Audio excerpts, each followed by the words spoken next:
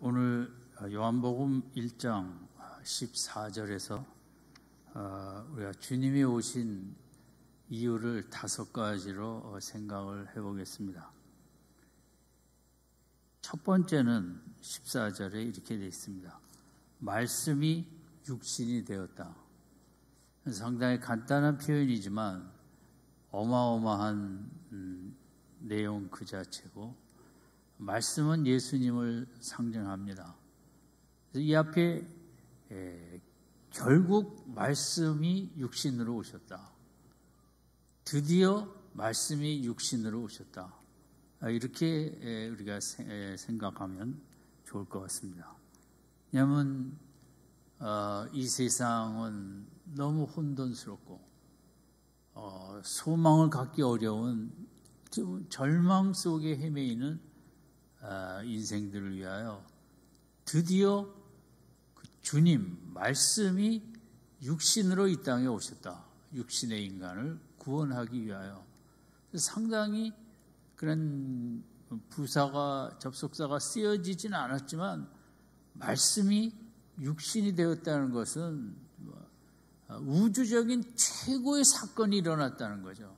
왜냐하면 하나님이 그토록 사랑하시는 인생들인데 죄 속에 허덕이고 있고 어떻게 구원할 대책을 인간이 스스로 마련할 수 없는데 그 해결을 하시려고 하나님의 아들 말씀 그 자체가 결국 육신을 입고서 이 땅에 왔다라는 이 첫 번째 예수님이 오신 이유가 성경을 요약한 한마디라고 할 수 있겠죠. 기독교가 뭐냐?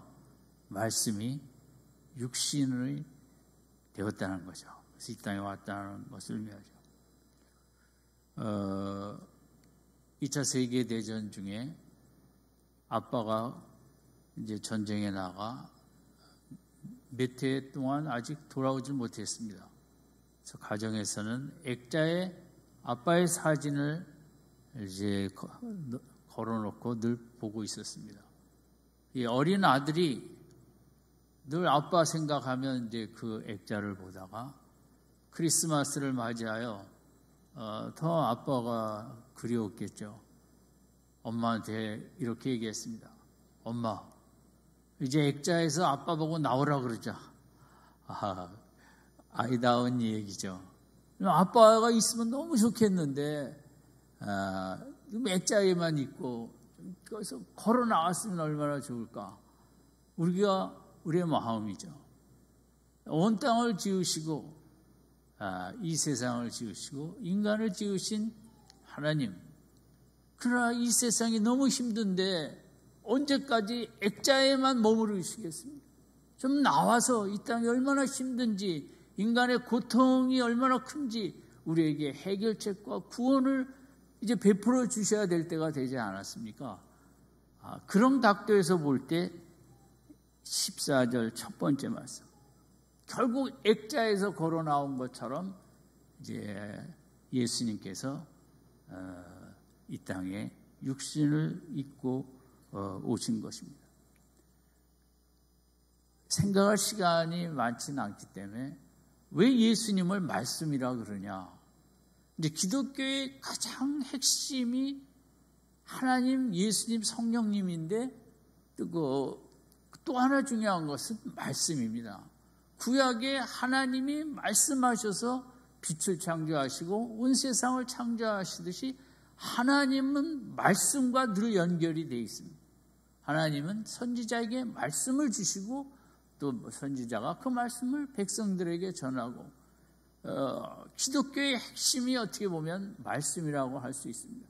천지 창조도 하나님이 계획하시고 그것을 직접 그 하나님의 말씀을 붙잡고 온 세상을 창조하실 때 예수님이 그 일을 하셨고 그 말씀 하나님의 뜻과 마음과 계획이 담겨진 그 말씀을 이 땅에 이제 실행하시고 성령은 구체적으로 나아가 더 일을 하신 것이죠.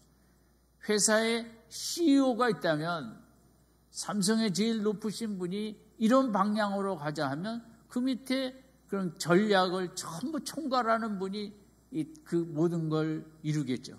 그럼 그분만 있겠습니까? 그 밑에는 또 엔지니어들이 수많은 사람들이 달라붙어 그걸 만들어내겠죠. 어떻게 보면 그런 각도에서 예수님은 하나님의 말씀을 받아 그 말씀대로 모든 것을 이 땅에 창조를 하시는 분이었습니다. 또 하나 이 말씀을 생각할 때 여러분 부부지간에도 마찬가지고 남편이 말이 없으면 아내는 남편의 마음을 알 수가 없습니다. 자녀들과 같이 식사를 해도 자녀들이 스마트폰만 보고 말을 안 하면 엄마 아빠는 자녀가 무슨 생각을 하는지 그 마음을 알 길이 없습니다. 서로의 마음이 부딪히고 마음과 마음을 서로 이해하기 위해서는 말이 필요합니다. 말씀이 오고 갈 때 엄마 마음이 이렇구나, 우리 아이 마음이 이렇구나. 말씀이 있어야만 우리 인간의 서로 교제와 이해가 이어지고 우리가 또 하나가 되고 화목한 삶을 살 수 있겠죠. 예수님은 말씀으로 이 땅에 오셨습니다. 그래서 그 말씀 하나님의 마음을 우리가 구약에서는 물론 선지자들이 얘기했지만 좀 부족하죠. 부분적이죠. 하나님의 마음을 이 땅에 와서 우리들에게 보여주는데 마치 말씀의 역할을 하는 거죠. 아빠가 말을 해야 아이들이 아빠 마음을 알 수 있듯이 도대체 하나님의 마음은 무엇이냐? 하나님이 어떤 말씀을 하시나? 그 구체적인 말씀의 내용을 예수님 자체가 십자가 부활과 가르침을 통하여 이제 우리들에게 그 하나님의 깊은 사랑의 마음을 전달하는 것이라고 할 수 있겠습니다. 어쨌든 기독교는 말씀이 육신이 되었다. 천지 창조를 하시던 그분이 우리와 같은 육신을 입으신 게 성탄절의 핵심입니다. 두 번째는 말씀이 육신이 되어 그 다음에 우리 가운데 거하심입니다. 메시지라는 영어 성경은 우리 가운데 거하시며를 우리 이웃으로 이사 오셨음에 이렇게 되어 있습니다. 여러분 그 창조주의 높으신 분이 육신을 입고 시찰만 하고 갈 수가 있습니다. 마치 뭐 대통령이든 또 뭐 사단장이든 예하 부대에 쓱 한번 찝차 타고 돌다 갈 수가 있죠. 그런데 이 말씀이 육신이 되신 예수님 하나님의 아들은 직접 우리 가운데 거하셨다. 인간과 함께 살았다는 거죠. 여기 거하시면은 장막을 치셨다는 거예요. 그러니까 와서 우리가 전원주택을 시골에 가서 짓고 잘 지은 다음에 그 동네 시골 분들하고 교제를 안 하면 살기 힘들다고 그런 얘기가 이제 방송에서 듣는데 예수님도 마치 이 땅에 오셔서 그런 궁전과 그런 영광스러운 지역에만 거하면 어떻게 우리랑 교제가 되겠습니까? 우리 가운데로 들어오셔서 텐트를 치셨다는 거죠. 텐트를 쳤다는 것은 이제 장막인데 그것은 우리와 같이 살겠다는 거죠. 아주 이웃이 되겠다는 거죠. 밀접한 교제를 나누겠다. 너와 나와 하나가 되겠다. 이 집에 있는 젓가락, 숟가락이 몇 개인지 알 정도로 친밀한 관계를 이 육신들과 나누겠다. 그것이 이제 이 부분입니다. 우리 가운데 거하심에. 예수님은 이 땅에 그 높으신 분으로서 쓱 시찰하러 오신 분이 아니라 직접 우리 옆으로 이사 오셔서 그 함께 울고 웃고 같이 나누고 그런 삶을 마음껏 같이 살기 위하여 이제 우리 곁에 우리 동네에 이사 오셨다. 이렇게 우리가 성탄절의 의미를 생각할 수 있겠습니다. 어떤 유명한 의사 선생님이 계셨는데 퇴근할 때 병실로 퇴근을 해갖고 환자들하고 같이 잠을 잤다는 거죠.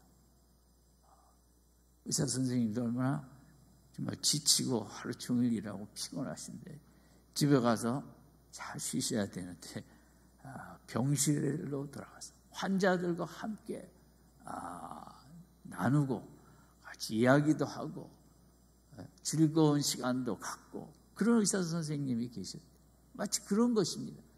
그 하나님이 인간이 돼서 이 땅에 오셨는데 마치 병자들과 함께 자는 의사 선생님처럼 우리와 함께 나누기 위해서 얼마나 아프시냐고, 병실에 있는 분들 얼마나 걱정이 많으냐고, 이게 언제 나게 될지 막 믿음이 약해지기도 하고 소망이 없어지기도 하는 그런 환자들과 함께 자며 나누고 위로하고 격려한 듯이 그러기 위해서 우리에게 오셨다는 거예요. 우리와 하나가 되기 위해서. 천둥벼락이 몹시 치는 밤에 옆방에서 자던 어린 딸이 아빠 방에 들어와서 너무 무서워요. 아빠는 믿음이 너무 좋으셔서 그런지 하나님이 함께 하시니까 걱정하지 않아도 돼 돌려보냈습니다. 좀 있다가 천둥번개가 지속되니까 또 왔습니다.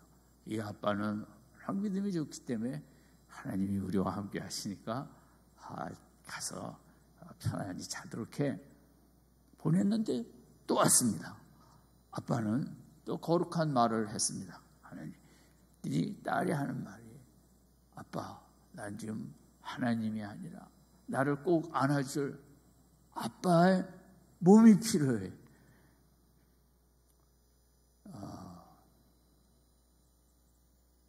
성탄절은 이렇게 두려움과 환경 속에 힘들어하는 우리 연약한 인생들을 꼭 안아주시기 위하여 두려워하지 마라.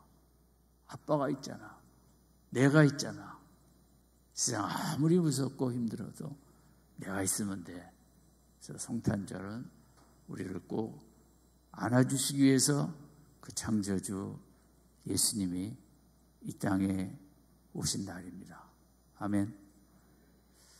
세 번째는 그의 영광을 보니, 우리가 그의 영광을 보니. 요한은 정말 예수님을 보게 된 것은 말할 수 없는 큰 영광을 봤다고 얘기하는 거죠. 이 본이라는 건 정말 너무 주시를 하고 면밀히 관찰하며 보았다는 거고요. 사람이 다 영광을 체험하기를 원하죠. 그래서 BTS의 영광을 보기 위하여 지난번 LA에서 할 때도 세계 각지에서들 많이 왔다 그러지 않습니까? 그런 세상의 영광을 위하여 우리가 운동 시합에도 가보고 올림픽 구경하러도 가고 등산을 해서 높은 산에 히말라야도 올라가고 또 우주를 보기 위해서 돈 내고 우주선도 타보고 우리는 정말 영광을 체험하기를 원하는 본능적인 마음을 갖고 있어요. 그것은 좋다고 생각합니다. 진정한 영광을 우리가 발견하고 그 영광을 보기를 원하는 것은 너무 귀한 것이죠.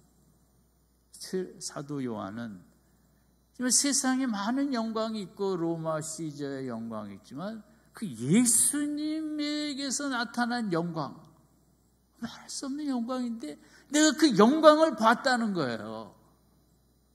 인간으로서 감당할 수 없는 큰 축복을 본 거죠. 받았다는 거죠. 영광을 받았다는 거죠. 여러분이 만약 히말라야 갔다 왔다 그러면 가만히 있겠습니까? 그 영광스러운 모습을 많은 사람들 앞에 자랑하겠죠. 정말 가보니까 숨이 안 쉬어지고 그 영광을 체험한 사람들은 또 제가 대학교 때인데 그때 이제 한국 분으로서는 히말라야에 갔다 오신 분이 아주 소수였는데 한 분이 그런 얘기를 했어요. 히말라야를 등정하고 보니까 이 세상에 너무 아무것도 아닌 것처럼 종론이 명동이니 우글우글 사람은 많지만 정말 그 세계 최고의 그런 높은 산 속에 있다가 이 서울에 오니까 너무 사는 게 아무것도 아닌 거에 연연하고 너무 작은 삶을 사는 것 같다. 그리고 영광을 체험하는 게 중요합니다. 진짜 영광이죠. 사도 요한은 영광을 봤다. 요한일서에 있는 대로 만진 바 손으로 만진 바 되고 직접 보고 귀로 듣고 그 영광을 내가 체험했다는 거죠. 창조주가 이 땅에 오신 후 그 몇 년 공생애 동안 기간을 동안 그것입니다. 여러분, 저희들은 2000년 전 사건이지만 지금도 열심히 기도하면 말씀 속으로 들어가면 지금도 그 예수님의 크신 영광을 마음껏 누리고 체험할 수 있는 줄로 믿습니다. 아멘. 그게 신앙생활입니다. 예수님의 영광을 모르니까 교회 안에서도 갈팡질팡하는 거예요. 표대가 없습니다. 교회를 왜 다니는지. 교회를 다니는 목적은 예수의 영광을 알고 만나고 보고 체험하기 위해서 교회를 다니는 것이고, 내가 먼저 그렇게 체험을 할 때 다른 사람들도 나와 대화하면서 나와 교제하면서 나를 체험하는 것이 아니라 내가 체험한 예수님의 영광을 체험해가는, 우리가 신앙생활하면서 자랑할 게 무엇입니까? 직분은 오히려 더 우리에게 마이너스가 되는 것들입니다. 진짜 우리에게 필요한 것은, 신앙의 목적은 예수님의 영광을 체험하는 것입니다. 여러분, 새해를 이제 맞이하게 곧 되는데 신앙생활의 목적이 어디 있냐? 왜 우리가 자꾸 말씀 속으로 들어가냐? 거기에 예수님의 영광이 가득하기 때문인 거죠.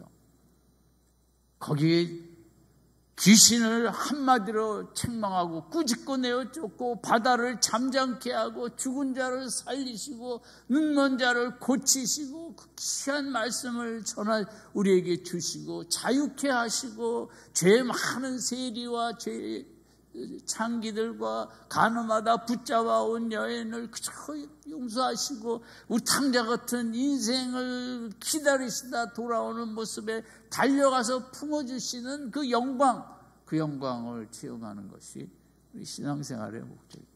영광을 체험하는 만큼 내 인생이 복된 인생이 되겠죠. 네 번째는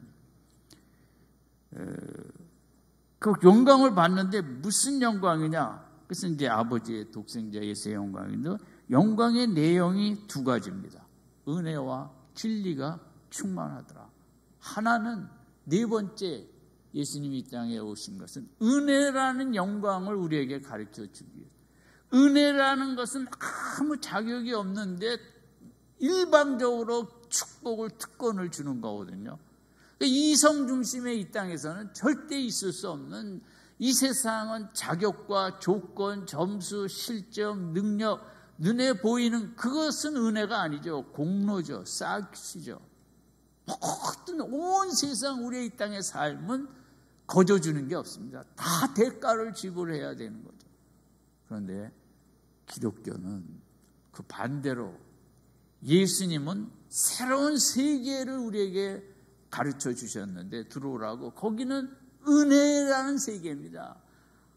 아무리 잘못해도 회개하면 다 용서해 주시고, 세상은 용서받기 얼마나 힘듭니까? 어젠가 지난번 대통령 사면한다. 그 용서받기까지도 거의 5년 기다리지 않았어요. 하나님, 그것은 뭐 사회 법과 공의를 위해서 하는 필요한 거겠죠. 어쨌든 하나님은 그런 사회가 아니고 잘못을 뉘우치기만 하면 그 즉시 다 용서해 주시고, 우리가 거기 자격과 천국과 영생과 이 땅에서 세상과 마귀를 이길 수 있는 성령을 주신, 뭐 우리가 하는 게 아무것도 없어요. 예수 믿은 것밖에. 은혜죠, 은혜. 다. 어떤 분은 인류의 삶 속에 최고의 개념이 있다면, 컨셉트가 있다면 은혜다. 은혜라는 개념은 너무 어마어마하고 인간을 획기적으로 바꿀 수 있는, 물론 사랑은 또 사랑이지만 그거보다는 은혜라는 개념이 얼마나 인류 역사에 위대한 일을 하였는가. 완전히 새 사람을 만들고 노예를 팔던 뉴턴을 새 사람 만들고 뭐 이런 일들이 엄청나게 많은데 그게 무엇 때문에? 은혜 때문에. 예수님은 그 은혜의 영광을 인간이 보게 하시려 이 땅으로 살기에 너무 피곤하고 지치고 여러분 얼마를 벌어야 공간을 확보하기가 이렇게 어렵고 모든 게 자격과 조건과 뭐 이런 속에 은혜라는 것은 티끌만큼도 없는 게 이 세상의 삶입니다. 우리는 너무 지치고 피곤하죠. 오직 예수 안에만이 은혜가 있고 거기에 그 영광의 천국에 천년이 아니라 영원토록 나와 살자. 이 땅에서 조금만 더 애쓰다가 오면 이 땅에서 애쓸 때 세상이 주는 게 없을지라도 내가 주는 기쁨과 사랑과 능력과 소망과 즐거움과 이런 것을 이 은혜 안에서 느끼며 살아야 된다. 그렇지 않으면 생수가 배에서 강같이 흐르는 삶이 세상에 어디 있습니까? 오직 은혜는 그렇게 하는 것입니다. 날이 갈수록 은혜의 세계에 더 흠뻑 빠져드는 믿음 생활 되시기 바랍니다. 은혜의 영광을 알아가는 것. 마지막 5번째는 진리입니다. 진리는 삶의 길입니다. 은혜와 진리는 양면성이 있습니다. 은혜만 너무 좋아하고 제 멋대로 살면 그건 말이 안 되죠. 은혜를 즐거워하면서도 하나님의 뜻대로 진리의 길을 걸어가는 진리의 영광이 있어야 되는 거죠. 세상에 많은 사상과 철학과 뭐 이런저런 게 있지만 진리 비슷한 거지 진리는 아니거든요. 예수님은 3년여 공생애를 통하여 정말 인간을 자유케 하는 진리를 우리에게 보여주셨습니다. 진리의 영광. 그리고 예수님이 말씀하신 거 기록된 내용은 많지 않습니다. 여러분 소크라테스, 플라톤, 아리스토텔레스. 소크라테스 40년, 플라톤 50년인가. 그 다음에 아리스토텔레스 40년. 그들이 100여 년 넘게 연구하고 말한 것들이 과연 인류의 진리가 되었는가? 우리들의 마음의 쇠사슬을 끊고 우리에게 자유를 가져다 주었는가? 인간이기 때문에 그들이 정말 깊은 사색으로 깊은 연구로 이런저런 걸 학설을 만들어냈지만 반세기 동안 세 사람의 스승과 제자들은 100여 년 이상 연구하고 많은 글들을 아직도 전하고 있지만 그 속에서 우리가 자유를 느끼는가? 그렇지는 않죠. 진짜 진리는 예수님 복음서에서 말씀하신 거 많지 않습니다. 비유 좀 있을 뿐이죠. 산상수훈과 예수님의 그 속에 정말 인간이 걸어갈 길, 진리를 보여주시고 세상에 어떤 이론으로 자유케 되는 것이 아니라 진짜 진리, 예수님이 가르쳐 주신 진리 안에만 자유케 된다. 이렇게 해서 진리의 영광을 보여주기 위해서 오셨습니다. 오늘 5가지를 생각했습니다. 예수님이 이 땅에 오신 이유. 첫 번째는 뭡니까? 말씀이 육신이 되기 위해서. 내가 직접 가서 같이 살아봐야 된다. 힘든 걸. 그래야 내가 구세주가 될 수 있습니다. 두 번째 뭡니까? 우리 가운데 거하셨다. 이웃으로 이사를 오셨다. 우리의 아픔을 치유하고 불쌍히 여기고 우리에게 얼마나 자비와 긍휼이 필요한 존재인지를 깊이 느끼고. 세 번째 뭡니까? 영광을 보여주고 독생자의 영광을 보여주기 위하여. 네 번째는 무슨 영광을 보여주기 위하여? 은혜라는 영광을. 다섯 번째는 무슨 영광을 보여주기 위해서요? 진짜 진리의 영광을 보여요. 다섯 가지를 외우지 못하면 집에 가기가 어려울 것입니다. 문 앞에. 우리 예수님 오신 날에 요한복음 1장 14절 속에 그 뜻을 생각하시고 이 한날 예수님을 기뻐하시는 복된 한날 되시기 바랍니다. 요한복음 1장 14절 같이 읽겠습니다. 외우셔야 돼. 시작. 말씀이 육신이 되어 우리 가운데 거하심에 우리가 그의 영광을 보니 하나님의 독생자의 영광이라 은혜와 진리가 충만하더라. 아멘. 집에 다 가시게 됐네. 기도하겠습니다. 하나님 아버지, 소망 없는 우리 인생들을 위하여 육신이 되어 오셔서 진정한 영광들을 보여주시고 우리를 구원해 주심을 감사하며 이 한날이라도 우리 마음에 예수로 충만하고 예수님으로 기뻐하고 예수님으로 즐거워하는 은혜의 귀한 한날 되어지도록 성탄절 되어지도록 축복하여 주시옵소서. 예수님의 이름으로 기도드립니다. 아멘.